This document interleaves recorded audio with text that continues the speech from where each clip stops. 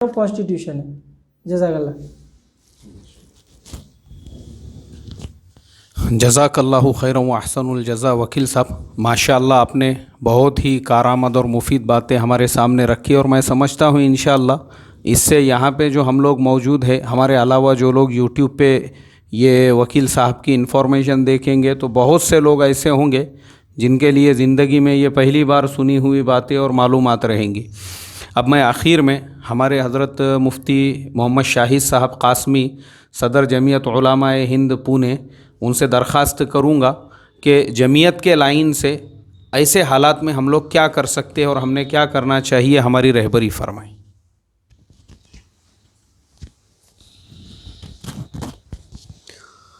نحمد و نصلی علی رسول الکریم، اما بعد، اعوذ باللہ من الشیطان الرجیم، بسم اللہ الرحمن الرحیم۔ اقرأ بسم ربک الذی خلق، خلق الانسان من علق، اقرأ وربک الاکرم الذی علم بالقلم، علم الانسان ما لم یعلم۔ میرے محترم دوستوں، ماشاءاللہ اللہ جزائے خیر دے مولانا اکبر ہاشمی صاحب کو کہ انہوں نے اس طرح کی محفل یہاں پر جمائی۔ اس وقت میں وکیل صاحب نے کافی اچھی معلومات ہمارے سامنے پیش کی، کافی فائدہ ہوا۔ دیکھیے علم جو ہے یہ انسان کا سب سے بڑا ہتھیار ہے، اور ہمارا بارہ سنتے رہتے ہیں کہ جناب آقا محمد مصطفیٰ صلی اللہ علیہ وسلم پر سب سے پہلی جو وحی آئی ہے وہ علم سے متعلق آئی ہے۔ حالانکہ اس دور کے اندر اس کو زمانے جاہلیتی سے تعبیر کیا جاتا تھا۔ زمانے جاہلیت کا مطلب یہ ہوا کرتا تھا کہ اس دور کے اندر کوئی ایسی برائی نہیں تھی جو موجود نہیں تھی۔ زناکاری، بدکاری، شراب، ظلم زیادتی، ہر طرح کے گناہ، اس جرائم اور کرائم جو ہے اس زمانے کے اندر موجود تھے۔ لیکن اللہ پاک نے جو ہے کسی ایک گناہ کو بتانے کے بجائے اور کسی ایک گناہ کو ختم کرنے کے بجائے، اس کا راستہ بتانے کے بجائے براہ راست ایک ایسی چیز عطا فرمائی جس کو علم سے ہم تعبیر کرتے ہیں۔ کہ جس طریقے سے علم کی مثال ایسی ہی ہے جیسے اندھیرے کے اندر آپ کہیں کہ بہت اندھیرا ہے، بہت اندھیرا ہے، بہت اندھیرا ہے، تو اس کا ایک ہی علاج ہے کہ آپ جو ہے روشنی پھیلا دو۔ جیسے آپ روشنی لگائیں گے تو جو ہے اندھیرا خود بخود جو ہے، جو بہت بڑی تعداد میں ہوتا ہے، ایک معمولی سی روشنی جو ہے اس کو ختم کر دیتی ہے۔ اسی طریقے سے سماج میں جتنے بھی جرائم اور کرائم ہوتے ہیں یہ اندھیرے کی مانند ہوتے ہیں، اور اس کو دور کرنے کا واحد راستہ ہوتا ہے علم۔ اب علم دو طرح کے ہوتے ہیں، ایک ہے علم دینی اور ایک ہے علم دنیاوی، جس کو ہم عصری تعلیم سے تعبیر کرتے ہیں۔ یہ دونوں جو علم ہیں یہ دونوں ہی جو ہے بہت اہمیت کے حامل ہیں۔ ایسا نہیں ہے کہ دینی علم جو ہے بہت اہمیت کا حامل ہے اور عصری علم جو ہے وہ اہمیت کا حامل نہیں ہے۔ مذہب اسلام نے روز اول سے جو ہے دونوں تعلیمات کے اوپر بہت زیادہ زور دیا ہے۔ آپ دیکھیں گے عصری دینی تعلیم کے اوپر تو بتانے کی ضرورت نہیں کہ کتنے اہم ہے، کہ اس کے بغیر ایک انسان بن ہی نہیں سکتا ہے۔ آدمی جو ہے دنیاوی اعتبار سے کتنا ہی پڑھ لے، لیکن وہ اخلاق سے خالی ہو، اس کو پتہ نہیں کہ ماں باپ کے ساتھ کیسے سلوک اختیار کرنا ہے، دوست احباب کے ساتھ کیسے رہنا ہے، نماز کیسی پڑھنی ہے، روزہ کیسے رکھنا ہے، اپنے رب کو کس انداز سے یاد کرنا ہے، مخلوق کے ساتھ میں کس انداز سے پیش آنا ہے، یہ ساری تعلیمات جو ایک انسان کو بتائی جاتی ہے اور ایک انسان کو انسان بناتی ہے وہ دینی تعلیم ہوتی ہے۔ لیکن آپ دیکھیں گے کہ عصری تعلیم کا جو مزاج ہے، عصری تعلیم کے اندر آپ بدر کا موقع لے لیجئے کہ آپ علیہ الصلوۃ والسلام کے سامنے مشرکین کے جو قیدی ہے، آپ ان سے کہتے ہیں کہ ہم تم کو رہا کر دیں گے، لیکن جو تم کو تعلیم حاصل ہے وہ تم جو ہے ہمارے بچوں کو سکھاؤ۔ کیا کہہ رہے ہیں آپ کہ جو تعلیم تم کو حاصل ہے وہ ہمارے بچوں کو تم سکھاؤ، اور اس کے بدلے میں ہم تم کو رہا کر دیں گے۔ تو وہ کون سی تعلیم تھی؟ صاحب شریعت سید الانبیاء موجود ہے، آپ کی موجودگی میں، اور کفار مشرکین کے پاس وہ کون سا علم تھا جو سیکھنے کی ضرورت تھی؟ ظاہر سی بات ہے وہ دنیاوی علم تھا۔ تو مذہب اسلام نے ایک ایسا علم جو ہے انسانیت کو دیا ہے کہ جس میں اس کی دنیا کی بھی کامیابی اور آخرت کی بھی کامیابی ہے، اور جہاں مذہب اسلام نے دینی تعلیم کی اہمیت دی ہے وہی عصری تعلیم کو بھی اسی درجے پر اس کو رکھا ہے۔ تو یہ دونوں تعلیمات جو ہے ماشاءاللہ، اور اس وقت کی سب سے بڑی ضرورت یہ ہے موجودہ حالات کے اندر کہ جو ہے یہ جو سنگم ہونا چاہیے۔ ہم کو معلوم ہونا چاہیے کہ دارالعلوم دیوبند کی جو بنیاد رکھی گئی تھی ایک زمانے کے اندر، تو ہمارے اکابر نے اس وقت کے حالات کے حساب سے سوچا تھا کہ مذہبی، آپ کہہ سکتے ہیں کہ مذہبی پختگی جس کو کہہ سکتے ہیں، دارالعلوم دیوبند کی بنیاد کا مقصد یہ تھا کہ ایسے افراد تیار کیے جائے کہ جو مذہبی جنون کے اندر ہو، مذہبی جو ہے ان کے اندر آپ کہہ سکتے ہیں کہ پختگی ہو، مذہبی جوش ہو، ولولہ ہو، اور پوری طاقت کے ساتھ میں وہ انگریزوں کا مقابلہ کر سکے۔ لیکن ایک دور تو کچھ ہی دنوں کے بعد میں شروع ہوا کہ جو ہے علی گڑھ یونیورسٹی جو بنائی گئی، اور اس کا مقصد یہ تھا کہ جو ہے وہ سمجھ رہا تھا، اس وقت کے حالات کے اندر سمجھا جا رہا تھا کہ صرف دینی تعلیم کو لے کر آپ نہیں چل سکتے ہیں، تو بانیان سر سید احمد خان ان کو اللہ پاک جزائے خیر عطا فرمائے. لوگ پتہ نہیں کیا کیا کہتے ہیں، لیکن ہم امت مسلمہ پر، ہندوستان کے بسنے والے تمام انسانوں پر ان کا احسان ہے.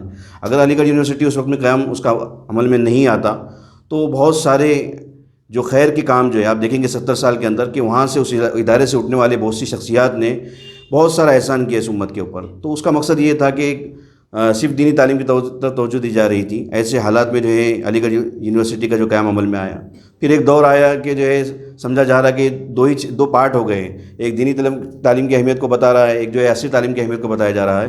تو ان کے سنگم کو پیدا کرنے کے لیے، ان دونوں کو ملاپ کرنے کے لیے، ایک دوسرے کو سمجھانے کے لیے، ایک دوسرے کو سمجھنے کے لیے دارالعلوم ندوۃ العلماء کا قیام عمل میں آیا کہ وہاں پر ایسے فضلہ تیار کیے جائے جو دینی تعلیم بھی جانتے ہو، عصری تعلیم سے بھی وابستگی ہو.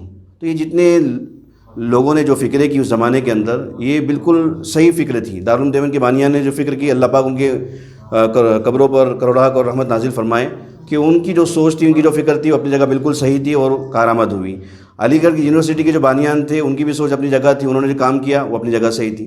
دارالعلوم ندوۃ العلماء کی جو فکریں تھی وہ اپنی جگہ صحیح تھی، اور امت کو ان ساری چیزوں کی ضرورت تھی. اور اس وقت میں وہ قیام عمل میں آیا.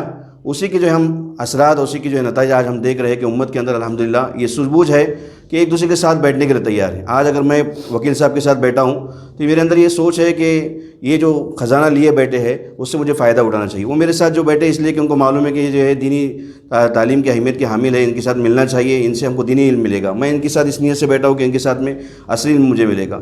اگر یہ ہمارے اکابر جو اس وقت کی فکریں نہ کرتے تو شاید ہم ایک دوسرے سے نفرت کرتے ہوتے آج. تو اللہ پاک جزائے خیر دے ان اکابر کی. بہرحال یہ چلتا رہا سلسلہ. اس وقت میں بہت ساری فکریں ہوتی رہیں. انہی فکروں میں سے ایک فکر یہ تھی کہ ملک کے پہلے جو ہے آپ جانتے ہیں کہ 300 سالہ جو ہے مسلمانوں کی تاریخ ہے ملک آزاد کرانے میں، اور بڑی جد و جہد کے بعد میں جو ہے ملک آزاد ہوا. آزاد ہونے کے بعد میں اس وقت میں ضرورت تھی کہ اس ملک میں ہزاروں ذاتیہ ہیں، ہزاروں زبانیں ہیں، اور سب کے حقوق کیسے محفوظ کیا جائے. اس کے لیے جو ہے جو وکیل صاحب نے بتایا کہ 2 سال 11 مہینے 18 دن ہمارے جو ہے آئین کو اور دستور کو بننے میں لگے. بڑی محنت کے ساتھ میں یہ آئین بنا، اور مسلمانوں کے سامنے بہت سارے مسائل تھے. انہی مسائل میں سے ایک مسئلہ یہ بھی تھا کہ اب جو ہے وہ سمجھ رہے تھے کہ جمعیت علماء جو ہے جیسے آزادی سے پہلے سیاست میں حصہ لیا کرتی تھی، آزادی کے بعد جمعیت علماء نے جو ہے یہ سمجھ کر کے اب جو ہے اس پلیٹ فارم سے ہم کو کام نہیں کرنا ہے. ہم کو جو ہے ایسا پلیٹ فارم اختیار کرنا ہے کہ جو ہر سماج کے، چاہے وہ سیاسی لوگ حضرات ہو، چاہے وہ سماجی لوگ ہو، سوشل ورکر ہو، یعنی ملک کے اندر بسنے والا ہر باشندہ جو ہے ہماری آواز پہ لبیک کہے کہ ایسا پلیٹ فارم ہم کو اختیار کرنا ہے. اس کے لیے انہوں نے جو ہے سیاست سے علیحدگی اختیار کر لی. اور ان کے ذہنوں میں یہ بات تھی کہ ملک آزاد ہونے کے بعد میں جو ہمارا مقصد تھا، کیونکہ ہزاروں سال سے 1400 سال سے آپ کو معلوم ہونا چاہیے کہ جس وقت مکہ میں مذہب اسلام آیا ہے، جس وقت آپ علیہ السلام کی بعثت ہوئی، آپ پیدا ہوئے، یا جس دن آپ کو بعثت ملی ہے، جس دن جو ہے مکہ کے اندر جو ہے نور ہدایت آیا ہے، اسلام آیا ہے، سیم ڈے کچھ ہی دنوں کے بعد میں اسلام جو ہے ہندوستان میں بھی آیا ہے. شک قمر کا جو واقعہ ہم سنتے ہیں کہ جو ہے آپ علیہ السلام سے مشرکین مکہ نے جو سوال کیا کہ جو آپ چاند کے 2 ٹکڑے کر کے دکھائیے، اور آپ نے جو اس مطالبے کو قبول کیا، چاند کے 2 ٹکڑے کیے. ہندوستان سے جو ہے کیرلا کے اندر جو ہے ایک بادشاہ جو ہے اس منظر کو دیکھ رہا تھا، اس کا بھتیجا، اور وہ تو اس نے جو ہے کہا کہ ہو نہ ہو دنیا میں کوئی نئی چیز پیش آئی ہے، اور اس کی تحقیق میں لگ گیا تو پتہ چلا کہ جو ہے آگے سید آخر الزماں جو ہے جناب محمد مصطفیٰ صلی اللہ علیہ وسلم کی بعثت ہوئی ہے. وہ ہجرت کر کے جو ہے اس طرف نکلا، اور جو ہے انہوں نے اسلام کو قبول کیا. انہوں نے جو ہے بادشاہ کا تو راستے میں انتقال ہوا، اور جو ہے شاید اس کا بھتیجا وہاں پر پہنچے اور انہوں نے اسلام کو قبول کیا. تو جتنی 1400 سال پرانی جو اسلام کی تاریخ ہے اس ہندوستان کے اندر، تو ہزار سال سے اوپر جو ہے مسلمان یہاں پر آباد تھے، اپنے سجدوں کے ذریعے سے زمینوں کو آباد کر رہے تھے. مساجد تھیں اور مقابر تھے، خانقاہیں تھیں، اوقاف تھی، یہ ساری چیزیں تھیں. اب مسلمانوں کے سامنے مسئلہ درپیش تھا کہ اگر چونکہ سارے حالات سے باخبر تھے، دیکھ رہے تھے کہ انگریزوں نے کس طریقے سے ماحول جاتے جاتے جو ہے نفرت کا پیدا کیا ہے. آج بابری مسجد کا ایشو جو ہم سنتے ہیں کہ 200 سال پہلے سے یہ ایشو شروع ہوا تھا. تو ہمارے اکابر نے اس وقت بھنک محسوس کر لی تھی کہ ملک آزاد ہونے کے بعد اس طریقے سے حالات پیش آئیں گے کہ جو ہماری مسجدوں پر آواز اٹھائی جائے گی، ہمارے خانقاہوں پر آواز اٹھائی جائے گی، ہماری تحریکوں پر آواز اٹھائی جائے گی، اسلامی شاعر پر جو ہے آواز بلند کی جائے گی، اور ان کو ختم کرنے کی سازش ہوگی. تو اس وقت میں جو ہے جمعیت علماء کا قیام عمل میں آیا، اس فکر کے ساتھ میں کہ جو بھی ان کے خلاف آواز اٹھے گی طاقت کے ساتھ میں اس کو دبایا جائے گا اور اس کو کچلنے کا کام کیا جائے گا. الحمدللہ جمعیت علماء اپنے اس مشن میں کامیاب رہی. 100 سال کے اندر جو ہے یہ کام ہوتا رہا مسلسل. جو ہے آپ دیکھیں گے کہ 1819 کے یا 1919 کے اندر جو ہے جمعیت علماء کا قیام عمل میں آیا، اور آج جو ہے پورا جو ہے اس کو 100 سال سے اوپر ہو رہا ہے. 100 سال یہ تاریخ ہے ملک کے آزاد کرانے سے لے کر آپ جانتے ہیں کہ جمعیت علماء کا جور ہے ملک آزاد کرانے کے اندر، صرف جو ہے انہوں نے جنگ میں حصہ نہیں لیا بلکہ قائدانہ کردار ادا کیا، لوگوں کو اپنے بینر تلے آنے پر مجبور کیا اور پوری طاقت کے ساتھ میں لے کر جو ہے ملک کو آزاد کرایا۔ گاندھی جی کو جو مہاتما کا لقب دیا گیا، آپ جانتے ہیں کہ جو ہے محمود الحسن صاحب جو ہے جب بمبئی کے اندر اترے تھے اور اس وقت میں جو ہے ایک بحث ہوئی بمبئی کے اندر کہ جو ہے اب یہ اس بات پر چرچا ہوئی کہ جو آگے کی لڑائی کیسے لڑی جائے گی، 1920 کی بات میں آپ سے کر رہا ہوں کہ آگے کی لڑائی کیسے لڑی جائے گی۔ تو سب کے سامنے بات آئی تھی کہ تنہا مسلمان جو ہے اب تک لڑتے آئے اور تنہا مسلمانوں کی لڑائی سے یہ جنگ فتح نہیں کی جا سکتی ہے، اب ضروری ہے کہ برادران وطن کو سامنے لایا جائے اور کسی عظیم شخصیت کو سامنے لا کر، غیر مسلموں میں سے کسی عظیم شخصیت کو سامنے لا کر اس کے بینر تلے جو اس جنگ کو لڑایا جائے۔ تو گاندھی جی کو جو ہے کئی لوگوں کی رائے آئی اس کے اندر، اور اس میں سے جو ہے سارے لوگوں کی رائے سے اتفاق سے نے رائے دی کہ جو ہے اس عظیم شخصیت کو، گاندھی کو جو ہے، جو ہمارے لیے جو ہے وہاں پر جو ہے جہاں جہاز اترتے تھے اس جگہ پر جو استقبال کے لیے آئے، اس آدمی کو آگے کیا جائے اور اس کے بینر تلے جو ہے جنگ لڑی جائے۔ تو گاندھی جی کو جو ہیرو بنایا گیا، عظیم شخصیت کے طور پہ ابھارا گیا، ان کو مہاتما کا لقب دیا گیا، جمعیت علماء نے دیا ہے ان کو، اور پھر اس کے بینر تلے جو ہے یہ جنگ آزادی کی لڑائی لڑی گئی۔ بہرحال اس کے بعد 30 سال اور کا وقفہ لگا، 25 سال 27 سال جو عرصہ گزرا اور یہ فتح ہمیں نصیب ہوئی۔ اور آزادی کے بعد سے آپ مسلسل دیکھیں گے کہ جہاں پر بھی جتنے بھی مسائل ہوتے ہیں ملک کے اندر، فسادات کی شکل میں لیجیے تو فسادات کے اندر جو ہے جو بے گناہ نوجوان جن کا جانی مالی نقصان ہوتا ہے ان کی بھرپائی کے لیے، ان کی تلافی کے لیے، ان کی کیسز لڑنے کے لیے، خاص طور سے جو بم بلاسٹ کے کیسز یہاں پر 20-25 سال سے شروع ہوئے ہیں، اس کے اندر جو بے گناہ بچے جو جیلوں کے اندر ٹھوسے جاتے ہیں ان کی کیسز لڑنا، نچلی عدالت سے لے کر سپریم کورٹ کی عدالت تک جو ان کو کیسز کو لڑنا، ان کو باعزت بری کرانا، یہ جمعیت علماء کا بہت نمایاں کارنامہ ہے۔ اس کے علاوہ جو ہے آپ دیکھیں گے کہ ملک کے اندر جب بھی ارتدادی لہر پھیلتی ہے، یہ جو NRC ایسی ہے، آپ کو معلوم ہونا چاہیے کہ مجھے تو نہیں لگتا کہ جو یہ ملک بدر کرنے کی ایک سازش ہے، یہ تو مجھے لگتا ہے کہ یہیں پر رہ کر مسلمانوں کو ہندو مذہب میں داخل کرنے کی سازش کی جا رہی ہے، کیونکہ ان کو بھی اچھے سے معلوم ہے کہ اتنی بڑی آبادی کو ہم کریں گے کیا، اتنی بڑی آبادی کو ملک سے باہر کرنا، کسی اور اب جو ہے کسی اور ملک کا آباد کرنا، جیسے پاکستان اور بنگلہ دیش بن گیا، ایسے کوئی اور ملک بنانا ان کی بس کی بات نہیں ہے، کیونکہ اتنے حالات نہیں ہیں۔ تو وہ NRC اور CA کے ذریعے سے یہ دھرم پریورتن کی جو ان کی کوشش تھی، اور جو اس سے پہلے وہ نعرہ لگا رہے تھے کہ جو ہے کیا کہہ رہے تھے اس کو، گھر واپسی کی جو بات کر رہے تھے، یہ اسی کا ایک حصہ ہے۔ اور ابھی آسام سے ایسی خبریں بھی ہمارے سامنے آ رہی ہے کہ جو 3.5 لاکھ لوگ NRC سے باہر رہے ہیں، اب ان کو یہ پیغام دیا جا رہا ہے کہ آپ جو ہندو مذہب میں آ جائیے اور آپ کے لیے سارا مسئلہ ختم ہو جائے گا۔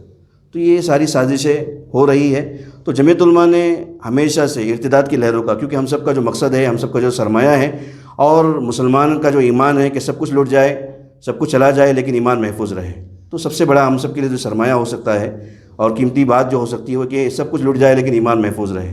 تو اللہ پاک کا احسان ہے کہ ہمارے اکابر کی قربانیوں کے نتیجے میں اللہ پاک نے اس ملک پہ بہت احسان کیا ہے کہ اتنے مظالم ڈھانے کے بعد میں، اس قدر ظلم کرنے کے باوجود میں، اگر ہمارے علاوہ کوئی قومیں ہوتی تو وہ جو ہے اپنا وجود کھو چکی ہوتی تھی، اپنی تشخص کھو چکی ہوتی، لیکن اتنے مظالم کے باوجود، اتنی ظلم زیادتی کے باوجود 70 سال کے اندر آپ جانتے ہیں کہ قریباً 65,000 فسادات ہوئے ہیں۔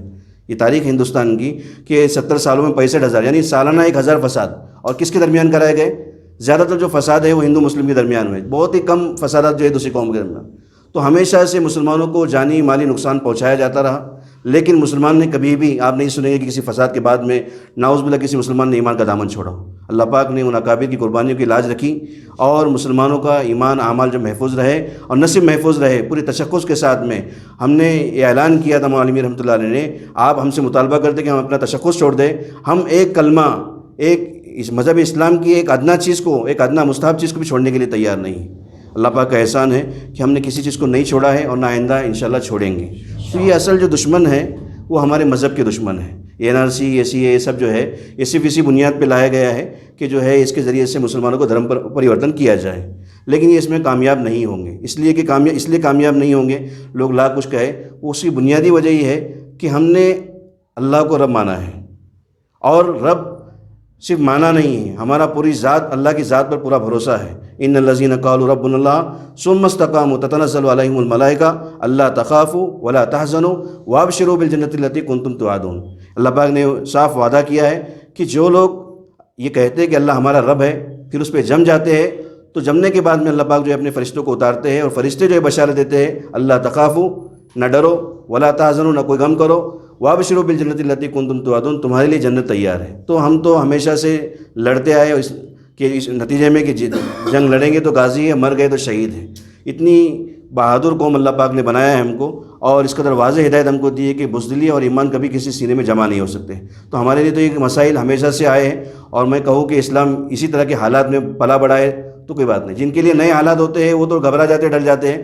ہم کو ڈرنے کی ضرورت ہی نہیں ہے کہ ایسے حالات ہم نے پہلی مرتبہ نہیں دیکھے، ہزاروں سال سے دیکھتے آئے، ہزاروں مرتبہ دیکھ چکے ہیں. کوئی گھبرانے کی ضرورت نہیں ہے. اور یہ اپنے مشن میں اس لیے کامیاب نہیں ہوں گے کیونکہ ہمارا بھروسہ اللہ کی ذات پر ہے. ہم نے اس کو اپنا رب مانا ہے، اور ہم کو اس بات کا یقین ہے کہ اللہ پاک کی مدد ضرور آئے گی. اور یہ ان کے باپ جو ہے کامیاب نہیں ہو سکے تو یہ کیا کامیاب ہو سکتے؟ انگریزوں نے جو سوچ اور جو پلاننگ اور جو محنت کی تھی اس کے مقابلے میں کچھ بھی نہیں کر سکتے ہیں. اس لیے کہ ان کے لیے ان کی راہ میں سب سے بڑی جو رکاوٹ ہے وہ آئین اور دستور ہے. اس کو ختم کرنا، اس کو پوری طریقے سے بدل دینا ان کے لیے ناممکن چیز ہے. لوگ بلا کہے کہ یہ آئین کو بدل دیں گے، لیکن یہ نہیں بدل سکتے ہیں. اس کی بنیادی وجہ یہ ہے کیونکہ صرف یہ ہمارا آئین نہیں ہے، ملک میں بسنے والے 95% لوگوں کا یہ 100% لوگوں کا آئین ہے، جس میں 5% لوگ جو اس کو ماننے کو تیار نہیں ہیں. 95% یہ سمجھ رہے ہیں کہ یہ آئین محفوظ ہے تو ہم محفوظ ہیں. اگر یہ بدل دیا گیا تو آج مسلمان ہے کل ہماری باری ہے. وہ اچھے طریقے سے سمجھ رہے ہیں تو وہ پوری طاقت کے ساتھ میں آئین کی حفاظت میں لگے. بہرحال میرے کہنے کی بات یہ تھی کہ جمعیت علماء نے ارتدادی لہروں کو ہمیشہ سے مقابلہ کیا ہے. آپ پوری تاریخ اٹھا کر دیکھیے کہ جہاں جہاں پر بھی لوگوں نے اس بات کی کوشش کی کہ جو ہے مسلمانوں کو کسی اور مذہب میں تبدیل کر دیا جائے، جمعیت علماء نے اس کا ڈٹ کر مقابلہ کیا. مکاتب کی جال بچھائے، ہزاروں مکاتب جو ہے جمعیت علماء کے ماتحت میں الحمدللہ پورے ملک میں چل رہے ہیں. اور پھر پروگرام سیرت النبی کے عنوان سے، اصلاح معاشرے کے عنوان سے، یہ طرح طرح کے جو پروگرام ہوتے ہیں جمعیت علماء کے، اس کا مقصد ہی یہ ہوتا ہے کہ جو ہے لوگوں کے اندر صحیح اسلام کا تعارف کرایا جائے، اور مذہب اسلام کتنی بڑی نعمت ہے اور اس کے کھو جانے کے بعد میں آدمی کتنی بڑی نعمت سے محروم ہو جاتا ہے، اس کا جو ہے بار بار جو ان کو یاد دہانی کرائی جائے. الحمدللہ جمعیت علماء ہزاروں پروگرام اس طریقے سے کرتے آ رہی ہے. اس کے علاوہ آپ دیکھیں گے دہشت گردی کا جب بھی معاملہ اٹھا ہے، مسلمانوں کے چہرے پر اور ان کے سینے پر جو ہے اور ان کے پیشانی پر جب بھی جو ہے دہشت گردی کا داغ لگانے کی کوشش کی گئی ہے تو کتنی طاقت کے ساتھ جمعیت علماء نے جس کا مقابلہ کیا ہے. ہزاروں کانفرنسیں ملک بھر میں کرائی گئی، اور جو لوگ دہشت گردی کا وہ خود ڈرنے لگے ہیں. جو بولتے تھے کہ مسلمان دہشت گرد ہے، وہ بولنے سے پہلے 10 مرتبہ سوچنے لگے کہ بولا جائے کہ نہ بولا جائے. یہ جو ملک کا ماحول تھا امن چین سکون کا، یہ جمعیت علماء نے قائم رکھا. بہرحال لمبی چوڑی داستان ہے. تو اس وقت حالات کی جو جمعیت علماء کے اکابر ہے، اللہ پاک ان کو جزائے خیر دے. انہوں نے اس وقت میں جو حالات پیدا ہوئے، آپ کو معلوم ہونا چاہیے کہ سب سے پہلے سی اے کے خلاف اگر کس نے آواز اٹھایا ہے تو وہ جمعیت علماء نے آواز اٹھائی. ایک ہی وقت میں 4000 مقامات پر دھرنے ہوئے. مہاراشٹر میں 456 جگہ پر ہوئے، یو پی کے اندر 900 مقامات پر ہوئے. تو یہ صرف جمعیت علماء کی آواز تھی. اس وقت میں جو ہے لوگ نکل گئے، یہ نہیں سوچا کہ اس کا بینر ہے کیا، بس نکل گئے. اس کے بعد سے جو مسلسل جو ہے احتجاج ہونا چکے، اس کے بعد میں جے این یو میں ہوئے اور بعض دوسرے مقامات پر ہوئے. ہم سب کو سراہتے ہیں، اور جتنے لوگ قربانی دے رہے ہیں یقیناً ان کی قربانی بہت قیمتی ہے اور سراہنے کے لائق ہے، سر پہ رکھنے کے لائق ہے. لیکن کہنے کا مقصد یہ ہے کہ اس مرتبہ بھی اگر سب سے پہلے کسی نے روح پھونکی ہے اس تحریک کے اندر تو جمعیت علماء نے پھونکی ہے. تو میں آپ لوگوں سے کہوں گا کہ اس وقت میں بھی ایک اچھا پلیٹ فارم جو ہے اور ایک اچھا جو ہے ہم کہہ سکتے ہیں کہ انقلابی پلیٹ فارم جو ہمارے سامنے ہے جمعیت علماء کا. میں آپ سے درخواست بھی کروں گا کہ ہم سب جو ہے اس میں ملے، اپنی رائے دیں، اور جو ہر آدمی کے اندر اللہ پاک نے مختلف صلاحیت رکھی ہے، ہم جو اگر متحد ہوں گے، متفق ہوں گے، اور ہم جو ہے متحدانہ طور پر جو کوئی کوشش کریں گے تو انشاءاللہ یہ حالات سے باہر آئے گی. اس لیے کہ ضرورت اس بات کی ہے کہ ایک ایسی تحریک ہو جو خالص ایمان سے لبریز ہو. آج ہم دیکھ رہے ہیں کہ بہت ساری تحریکیں چل رہی ہیں لیکن اس میں کوئی دائرہ نہیں ہے، لوگ کچھ بھی بول رہے ہیں، یہاں تک کہ جو ہے ٹیکے لگانے پر لگا رہے ہیں. اگر یہی مقصود ہوتا تو یہ سب کرنے کی ضرورت کیا تھی؟ اگر ہم کو جو ہے ٹیکے ہی لگانا تھے اور جو ہے غیر اسلام سے باہر جو ہے باہر کے نعرے لگانے مقصود ہوتے تھے. میں کسی پہ تنقید نہیں کر رہا ہوں، جو لوگ کر رہے ہیں اچھا کر رہے ہیں، ہمارا بھی ان کو سپورٹ ہے، لیکن اسلام کے دائرے سے باہر کوئی بات نہیں ہونا چاہیے کیونکہ مقصد ایمان کی حفاظت ہے. تو اگر اسی کو ہم نے چھوڑ دیا تو پھر یہ سب کرنے کی ضرورت نہیں ہے. تو یہ ایک پلیٹ فارم ہے ہمارے اکابر کا، اور اوپر سے ساری ہدایت ہوتی ہے، فکریں ہوتی ہے. اور سب سے بنیادی اور آخری بات یہ کہوں گا، ید اللہ علی الجماع. اللہ کے حبیب علیہ السلام نے فرمایا ہے کہ اللہ پاک کی جو مدد آتی ہے وہ اجتماعیت کے اوپر آتی ہے. میں تنہا کچھ نہیں ہوں، وکیل صاحب تنہا کچھ نہیں ہے، مولانا تنہا کچھ نہیں ہے. ہم سب متحد ہوں گے، سب کی صلاحیتیں لگے گی، سب فکریں کریں گے تو انشاءاللہ بہت کم وقت کے اندر جو منزل جو ہے سالوں میں پورے پار ہونے والی ہے، ہو سکتا ہے کہ اللہ پاک جو سال بھر میں ہم کو اس کو پار کرا دے. اور حالات ایسے آ گئے کہ اب جو ہے خواب غفلت میں وہ وقت گزارنے کا نہیں ہے. اب ہر آدمی کو اپنی صلاحیت، اپنا جان، اپنا مال جو ہے اس کو پیش کرنے کا وقت آ چکا ہے. تو اللہ پاک سے دعا ہے کہ ہم سب جو ہے متحد ہو اور ایک دوسرے کی صلاحیت سے جو ہم فائدہ اٹھائیں اور متحدانہ طور پہ کوشش کریں تو انشاءاللہ ان حالات میں ہم جو ہے اس نیا کو پار کر سکتے ہیں. آخری بات جو ہے الگ سے موضوع سے ہٹ کر ہے لیکن موضوع سے ہی متعلق ہے کہ جمعیت علماء کی ممبر سازی مہم چل رہی ہے. کل بھی ہمارے مولانا بھی ہمارے ساتھ میں 10-12 سال سے جڑے ہوئے ہیں اور ماشاءاللہ جو ہے وہ ترجمان کے طور پہ کام بھی کرتے، جہاں جاتے جمعیت کا بہت اچھے انداز میں تعارف بھی پیش کرتے ہیں. تو کل جمعیت علماء کے شہر کے لوگوں کی جو نورانی قبرستان میں میٹنگ بھی تھی. پورے ملک بھر میں جمعیت علماء کی ممبر سازی مہم چلائی جا رہی ہے.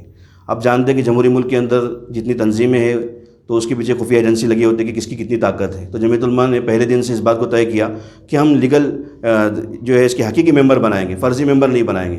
گھر گھر جائیں گے اور ہر گھر پر جا کر ہر بالغ مرد عورت کو اس کا جو ہے ممبر بنائیں گے. اور یہ ممبر سازی اسی لیے ہوتی ہے کہ تاکہ حکومت سمجھے کہ اس تنظیم کے پیچھے کتنے لوگ ہیں, کتنے لاکھوں سر اس تنظیم کے پیچھے ہے, اور اس اعتبار سے جو ہے تنظیم مضبوط ہو اور اپنی آواز طاقت کے ساتھ میں رکھ سکے اور بہتر طریقے سے جو ہے قوم کی خدمت کر سکے. اس لیے ممبر سازی کا کام ہو رہا ہے. تو میں آپ حضرت سے بھی گزارش کروں گا آپ خود بھی ممبر بنیں, اپنے گھر کے جتنے بالغ مرد ان کو بھی ممبر بنائیں, اور جتنے اپنے دوست احباب رشتہ دار جہاں جہاں جا سکتے ہیں کوشش کر سکتے ہیں وہاں پر بھی جو ہے اس کی کوشش کریں انشاءاللہ. اللہ پاک جو ہے بہترین بدلہ عطا فرمائے. میں مفتی صاحب کا بھی شکریہ ادا کرتا ہوں. ماشاءاللہ یہ ساری باتیں جو ہے کل کے ہمارے جمعیت کے میٹنگ میں آئی تھی, لیکن میں یہ چاہ رہا تھا ہمارے یہ سارے ممبر ایک دم ایکٹیو ہے تو سب کے سامنے بھی جمعیت کی اہمیت آنا چاہیے. اور اب جو ممبر سازی ہے اس میں ہم کو یہ کام کرنا ہے, ہمارے جو سید نگر کے نوجوان ہیں وہ خاص طور پہ دھیان دے, اپنی میٹنگ میں یہ امور لا کر اپنے دو نوجوان جو ہے اپنے کو سید نگر کی سب مسجدوں کے باہر جمعیت کا بک رہتا ممبر سازی کا, وہ بک ایک ڈجن انشاءاللہ تم کو پین بھی دیں گے ساتھ میں. مسجد سے نکلنے والے اور مسجدوں کے امام انشاءاللہ اعلان بھی کریں گے کم سے کم اپنی 1000 سے زیادہ کی ممبر سازی سید نگر میں ہونا چاہیے. ہاں جمعیت کی ایک تو اپنے کو وہ کام کرنا ہے. دوسرا شعیب بھائی ہے یہاں پہ, تو میں درخواست کروں گا تھوڑا سا مومن پورہ کے اعتبار سے آپ لوگ بھی فکر کریں, وہاں پہ بھی اس طریقے سے ہو گیا تو ہو جائیں گی. اور کالے پڑل میں انشاءاللہ شکیل بھائی کو بھی کچھ بک دیں گے تو وہاں ان کے مسجد کے ایریے میں بھی انشاءاللہ یہ سب چیزیں قابو میں آئیں گی. اب میں مفتی صاحب سے درخواست کروں گا دعا کے لیے, اور اسی کے ساتھ میں ایک اعلان یہ ہے کہ دعا کے فوراً بعد سیدھا ہمارے مکان پر چلیں گے انشاءاللہ. ظہر کی نماز ہم لوگ باجماعت ادا کریں گے اور پھر اس کے فوراً بعد جو ہے وہیں پہ کھانے کا نظم رہے گا. دعا کیجیے مفتی صاحب. دیکھیے ممبر سازی کا کام شروع ہو چکا ہے. آپ کی اطلاع کے لیے پچھلے 2 ہفتے سے ہم لوگ ممبر بنائے, الحمدللہ 2000 سے اوپر ممبر بن چکے ہیں. کوثر باغ مسجد کے اندر یہ جمعہ میں اعلان ہوا, دونوں گیٹ کے اوپر ممبر سازی ہوئی, تو کوثر باغ مسجد کے سے 350 ممبر بنے ہیں. اصل میں ہم لوگ بہت گڑبڑ میں پہنچے تھے, پلاننگ نہیں تھا جیسا پلاننگ ہونا چاہیے تھا, ورنہ میرے کو امید ہے کہ جتنے مصلی ہوتے سبھی ممبر بن جاتے ہیں. کیونکہ ایک ایسا کسی کو اتنی تعریف کر رہے تھے لوگ جو ممبر بن رہے تھے خوشی سے. ایک ساتھی نے اس کے گھر کے 20 ممبر بنایا اور بولا آپ کو بھرنے کی ضرورت نہیں, آپ میرے کو دیجیے کل میں بھرتا ہوں. پورا جو ہے جمع کر کے اس نے لا کر دے دیا. اس کے علاوہ جو ہے ابوبکر مسجد کے اندر ممبر سازی ہوئی, اور نورانی قبرستان مسجد کے اندر ممبر سازی ہوئی, آدم باغ مسجد کے اندر ممبر سازی ہوئی, جامع مسجد دیولیواڑی کے اندر جو ممبر سازی, 5 مسجدوں کے اندر ہم نے کام شروع کر دیا ہے. ہمارا یہ مقصد ہے کہ ہر گھر تک جمعیت کی آواز جائے, جمعیت کے کاموں کی آواز جائے, تاکہ جمعیت علماء کے جو اکابر وہاں پر بیٹھے اور ہمارے جیسے امید لگائے بیٹھے ہیں کہ یہ ممبر سازی ہو, یا طاقت کے ساتھ میں ہم آواز اٹھا سکیں. تو بس آخر میں یہی ہے کہ ہر آدمی اپنی اپنی مسجدوں کے اور اپنے اطراف کے علاقوں کی اگر فکر کر لے تو انشاءاللہ جو کام 2 مہینے کے اندر ہونے والا انشاءاللہ 10 دن کے اندر ہو جائے گا انشاءاللہ. درود شریف پڑھ لیں. اللہم لک الحمد ولک الشکر کما انت اہل فصلی وسلم علی سیدنا محمد کما انت اہل وافعل بنا بما انت اہل فانک اہل التقوی والمغفرہ. اللہم صلی علی سیدنا محمد وعلی آل سیدنا محمد وبارک وسلم. اللہم انت السلام ومنک السلام تبارک یا ذا الجلال والاکرام. اللہم انی علی ذکرک وشکرک وحسن عبادتک. اللہم لا مانع لما اعطیت ولا معطی لما ولا ينفع ذا الجد منك الجد. اللهم إنا نسألك الهدى والتقى والعفاف والغنى. اللهم اكفني بحلالك عن حرامك وأغنني بفضلك عمن سواك. اللهم إني أسألك العفو والعافية في الدنيا والآخرة. اللهم إني أعوذ بك من الهم والحزن والعجز والبخل والكسل وزلع الدين وغلبة الرجال. اللهم احفظنا من كل بلاء الدنيا وعذاب الآخرة. اللهم إنك عفو تحب العفو فاعف عنا. اللهم إنك عفو تحب العفو فاعف عنا. يا مصرف القلوب صرف قلوبنا على طاعتك. یا مثبت القلوب ثبت قلوبنا علی دینک. اے مولا کریم ہم بڑے گناہگار ہیں, مولا کریم ہمارے گناہوں کو معاف فرما, خطاؤں کو معاف فرما, لغزشوں کو معاف فرما, شیطان کی شر سے نفسی خواہشات سے ہماری حفاظت فرما. مولا کریم ہم سب کا سب سے بڑا جرم ہے کہ ہم نے آپ کے دین کا کام کرنا چھوڑ دیا ہے. مولا کریم ہم کو دوبارہ جو ہے اپنے دین کی کام کرنے کی توفیق نصیب فرما, نمازوں کو قائم کرنا آسان فرما, روزوں کا رکھنا آسان فرما. مولا کریم تلاوت کرنا آسان فرما. مولا کریم اپنے ذکر کی توفیق نصیب فرما, اپنے آپ کو یاد رکھنے کی توفیق نصیب فرما. اے مولا کریم جن لوگوں کو پر حج کی ادائیگی فرض ہو چکی ہے ان پر حج کی ادائیگی آسان فرما۔ اے مولا کریم اس وقت ملک میں جو حالات چل رہے ہیں مولا کریم آپ سب جانتے ہیں، مولا کریم یہ چاہتے ہیں کہ ہم جو ہے آپ کو ماننا چھوڑ دیں، اے مولا کریم یہ چاہتے ہیں کہ ہم آپ کے رسول کی تعلیمات پر عمل کرنا چھوڑ دیں۔ مولا کریم ہمارے اکابر نے مولا کریم اسی مقصد کے لیے اس ملک کو آزاد کرایا تھا کہ ملک جو ہے آزادانہ طور پر جو ہے آپ کو رب کہہ سکیں، آپ کی اطاعت کر سکیں، مولا کریم ہم جو ہے آپ کے رسول کی تعلیمات کے مطابق عمل کر سکیں۔ مولا کریم اگر یہی مقصود ہوتا تو جو ہے مولا کریم ہمارے اکابر جو ہے کبھی اس کے لیے قربانی نہ دیتے۔ مولا کریم آپ سب حالات سے باخبر ہے، مولا کریم آپ سارے حالات سے باخبر ہیں۔ مولا کریم ان باطلوں کے حق میں اگر ہدایت ہے ان کو ہدایت نصیب فرما، ان کو دنیا سے پاک فرما، مولا کریم ان کو دنیا سے پاک فرما، ان کو اپنے ناپاک عزائم میں ناکام فرما، باطل کو باطل میں ٹکرانے کے فیصلے فرما، مولا کریم باطل کو باطل میں ٹکرانے کے فیصلے فرما، مولا رحم کا کرم کا عافیت کا دروزہ کا معاملہ فرما۔ مولا کریم ہم میں طاقت نہیں ہے، مولا کریم ہمارا ایسا امتحان نہ لے جس کی ہم میں طاقت نہیں، مولا کریم یقین ہم گناہ گار ہیں، خطا کار ہیں، سیاہ کار ہیں، اے مولا کریم آپ کی رحمت کے بدلے کچھ بھی نہیں ہوتا۔ مولا کریم آپ نے رحم فرمایا ہم کو سید الانبیاء جیسی جو ہے شخصیت نصیب فرمائی ہے، مولا کریم ان کے رحم و کرم سے آپ نے بارہا ہم کو معاف فرمایا ہے، اور مولا کریم آپ کا ضابطہ ہے، مولا کریم آپ کا ضابطہ ہے کہ جب کوئی امت استغفار کرتی ہے تو آپ عذاب کو ٹال دیتے ہیں، یقیناً یہ ہمارے گناہوں کی سزا ہے۔ مولا کریم ہم سب جو ہے آپ سے توبہ استغفار کرتے ہیں، مولا پوری امت کی طرف سے آپ کے سامنے توبہ استغفار کرتے ہیں، مولا کریم آپ پوری امت کی طرف سے آپ سے توبہ استغفار کرتے ہیں، مولا جو ہے اس عذاب کو ہم سے ٹال دیجئے، مولا کریم ہم سے ایسا امتحان نہ لیجیے جس کی ہم طاقت نہیں رکھتے، مولا کریم آپ ہی نے تو کہا ہے کہ جب بھی مانگا جائے تو دنیا آخرت کی بھلائی مانگی جائے، مولا کریم آپ سے دنیا آخرت کی بھلائی مانگتے ہیں، مولا ہماری دنیا بھی اچھی کر دیجئے، مولا ہماری آخرت بھی اچھی کر دیجئے، ہم پر ایسے مسائل ایسے مشکلات نہ ڈالی جس کی ہمیں طاقت نہیں رکھتے، مولا کریم رحم کا کرم کا عافیت کا درگزر کا معاملہ فرما، اے مولا کریم مشکل حالات سے ہم سب کو پار فرما، ملک میں امن و شانتی پیدا فرما، اے مولا کریم بھائی چارگی کا ماحول پیدا فرما، ایسا ماحول پیدا فرما کہ ہم جو ہے آپ کی مذہب اسلام کا لوگوں کو تعارف کرا سکیں، لوگوں کو اسلام کی طرف بلا سکیں، مولا کریم کو بھی یہ نعمت حاصل کرا سکیں، مولا کریم ایسا ماحول نہ بنا دیجیے کہ لوگ ہم سے نفرت کریں، مولا کریم یقیناً جو لوگ ہم سے نفرت کر رہے ہیں اس کی بنیادی وجہ ہے کہ ہم نے آپ کے دین کا آپ کا تعارف آپ کے رسول کا تعارف ان سے نہیں کرایا ہے، مولا کریم ہم سب کو جو ہم سب کے اس گناہ کو معاف فرما، مولا کریم جو بچیاں نکاحوں سے بیٹھی ہیں ان کو مناسب رشتے عطا فرما، جو پریشان حال ہیں ان کی پریشانی کو دور فرما، جو بے روزگار ہیں ان کو روزگار عطا فرما، مولا کریم جو نوجوان جو جیلوں کے سلاخوں کے پیچھے بند ہیں مولا کریم مختلف مقدمات میں ماخوذ ہے، کوئی جرم نہیں ہے مولا کریم اس کے سوا کہ جو ہے آپ کے ماننے والے ہیں، مولا کریم آپ جو ہے ان کو خلاصی کی شکل صورتیں پیدا فرما، جتنی تحریک تنظیم میں لوگ کام کر رہے ہیں مولا کریم سب کی کوششوں کو برابر فرما، مولا کریم اس کونڈوا میں بھی جو ہے شاہین باغ آباد ہے اور لوگ مختلف قسم کے جو لوگ محنتیں کر رہے ہیں مولا کریم سب کی محنتوں کو قبول فرما، مولا کریم یہ عملہ اس نیت سے بیٹھا ہوا ہے کہ آپ کے دین کے لیے امت مسلمہ کے لیے اور مولا کریم قوم کے لیے کچھ جذبہ کچھ کام کر سکیں، مولا کریم ان کے اس مقصد کو ان کی اس نیت کو قبول فرما، ہم سے کام لے لیں مولا کریم آپ ہی نے فرمایا کہ جب تک آپ نہیں چاہتے پتہ بھی نہیں ہلتا، مولا کریم آپ ہی کی توفیق ہوئی ہم یہاں جمع ہوئے ہیں، مولا کریم آگے بھی ہم سے کام لے لیجئے، مولا کریم آگے بھی ہم سے کام لے لیجئے، ماضی کے گناہوں کو جو مستقبل کی رکاوٹ نہ بنائیے، ماضی کے گناہوں کو مولا کریم مستقبل کی رکاوٹ نہ بنا دیجئے، مولا معاف فرما دیجئے، مولا کریم کام لے لیجئے، جو لوگ جیسے کوشش کر رہے ہیں جس طریقے سے کوشش کر رہے ہیں سب کو کامیاب فرما دیجئے، اپنے حبیب صلی اللہ علیہ وسلم کے طفیل میں اے مولا کریم دنیا آخرت کی بھلائی نصیب فرما دیجئے، ہم سب کی طرف سے جناب آقا محمد مصطفیٰ صلی اللہ علیہ وسلم کے روضہ اطہر پر کرو رحمت نازل فرما دیجئے، جزا اللہ عنا محمد وآلہ وصلی اللہ تعالی علی خیر خلق محمد وآلہ وصحبہ اجمعین، سبحان ربک رب العزۃ عما یصفون وسلام علی المرسلین الحمد للہ رب العالمین۔